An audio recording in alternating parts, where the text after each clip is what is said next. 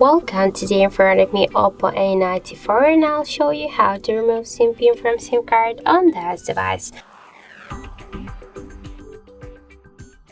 So let's just first activate SIM card in our device, and after that we should launch the settings and then scroll down to the privacy section, to the security section. Then here scroll a little bit down, and here you'll see the SIM card lock.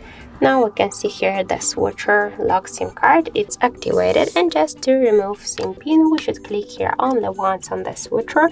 Then after that we should enter the password, in my case that's from 1 to 4. Then just tap here to OK, and now we can see that we just successfully removed SIM pin from SIM card on our OPPO device.